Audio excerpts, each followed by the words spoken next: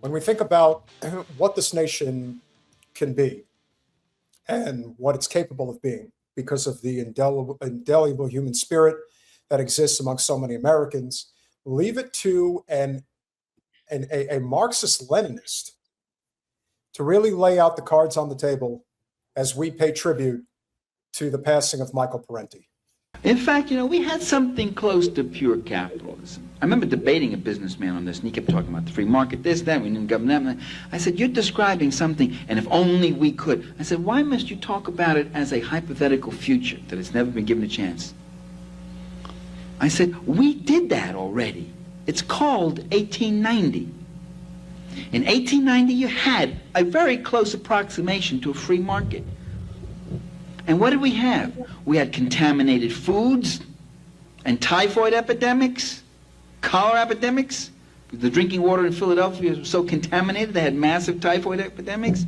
We had 11-year-old kids working 14 hours a day in factories, free market, while grown men were unemployed.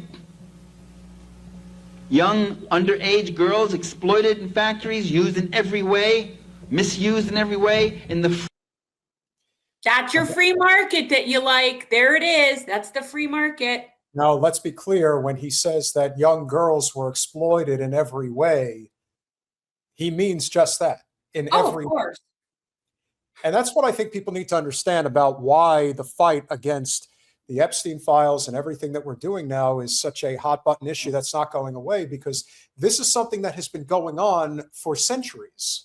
This isn't something that just started recently. This is something that the elites, the powerful, the criminal, this has been going on for a very long time. And for some reason, it never seems to get prosecuted properly, doesn't go away. For some reason. I wonder why.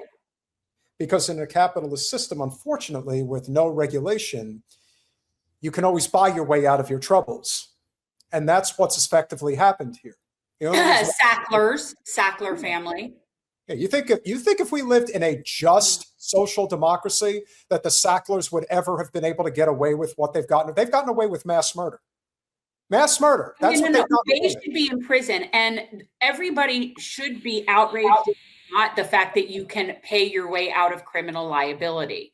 That concept is that has no place in a quote unquote democracy. Agreed. Well, sorry about that. Exploited in factories, used in every way, misused in every way in the free market.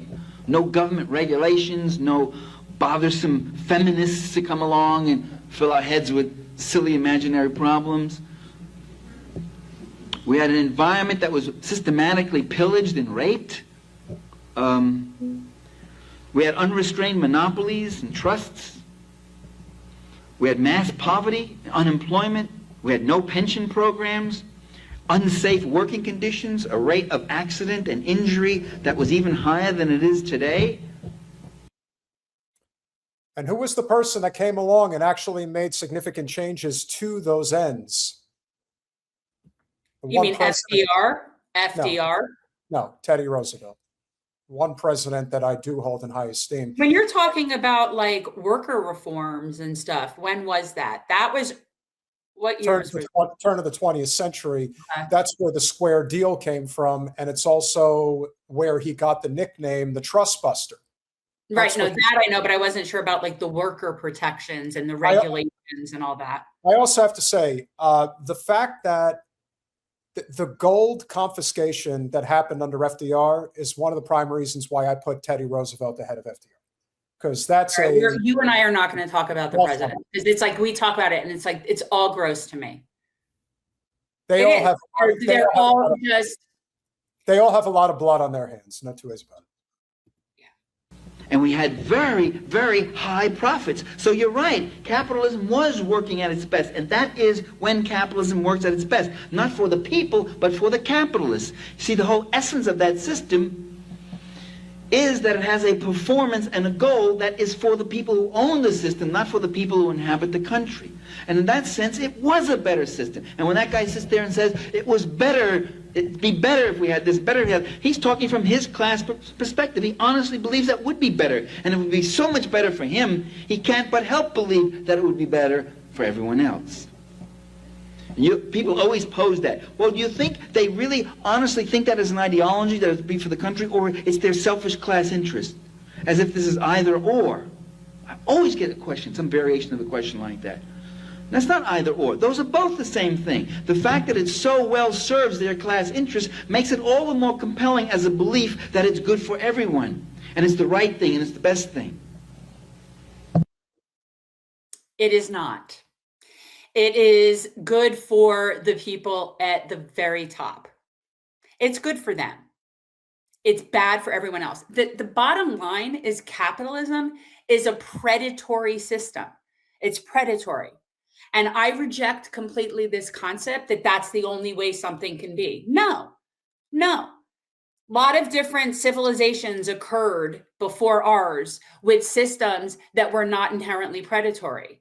So I reject that that's, somehow the nature of just what we have to have. I reject that.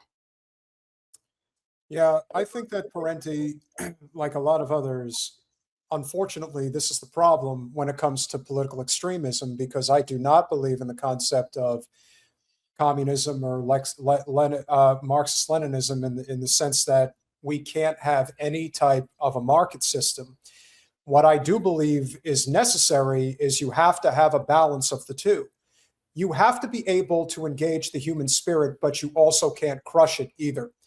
The problem that we have in this country is that the human spirit becomes monopolistic and genocidal and fascistic without control, because eventually you get people into positions of power that do not want to relinquish it. In fact, they want to have it all. As the great Bruce Springsteen, yes, I have to reference him, once said, poor men want to be rich, rich men want to be king, and the king is not satisfied until he rules everything. And there's a reason for that, because if you have somebody like the Sackler family, there is nothing that would stop them unless you have a regulated system. We don't have that. We have a broken system that is working as many have said it's intended to work, but I'm not buying that. I believe that the people who want the worst of the system have it working exactly as they would want it to work. And there are plenty of others out there that you can use as an example. And if you're looking at what Trump is doing right now, he is just putting it on full display, where you pay me my money and I'll totally give you what you want. That's why he's giving pardons out like they're candy. He's giving them out to the most insane white-collar criminals out there, but they're all paying him off to get it. And all the while, everything is pay to play with this administration. Everything is pay to play, and it's just brazen. Everything. Yeah. So when everybody was clamoring to have Romney run the country because we need a businessman running the country, well, now you see what it's like when somebody who isn't a sane business owner operator, who doesn't really know what he's doing, who's allowing the insane yet competent people like the Bain Capital Romneys of the world to basically run the show. That's why I said private equity will be the end of us in terms of this system, because you're seeing it in real time. You want to see private equity working the entire US government? That's what's happening right now. That's why we have a Gestapo out in the street being allowed to do what it's doing. But Michael Parenti was onto a lot. And that's why, like I said, I don't subscribe fully to Michael Parenti's political and economic ideology. However, do I think he's right about capitalism? Yes, he is. What's his ideology that's just so, Marxist-Leninism. I don't believe in collectivism. I don't believe in it. Okay, well. I don't believe in forced conscription. I don't believe that we have to. You understand that Marxism does not mean somebody inherently believes in collectivism. Yes, I understand that. I'm not saying that that's, but inevitably the system that comes from the school of Marx and Engels ultimately pushes the concept of collectivism, of communism. Like, that's what you need.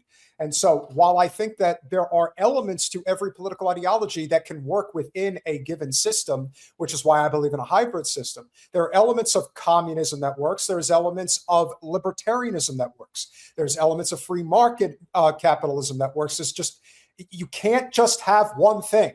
If you have one thing, inevitably it's going to get pushed in a direction you don't want. You need to at all times kind of have this tug of war where there is this balancing act that has to be done.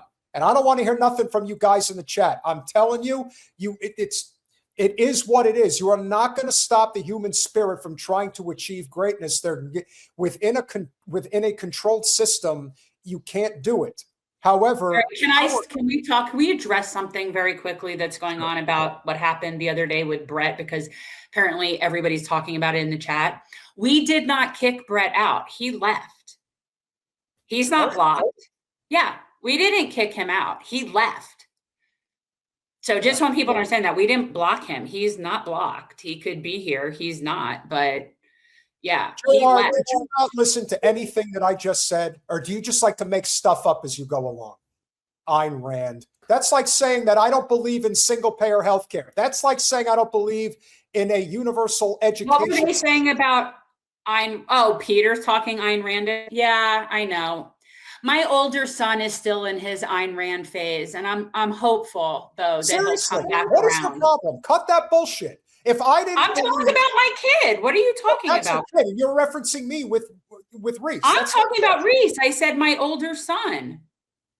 That there is nothing Ayn Rand about what I said. I do not believe in kill or be killed. There's no such that you can't have a functioning system in a kill or be killed system. That doesn't work. Not even close. In fact, you're better off with what we have now. And even then, that's nuts.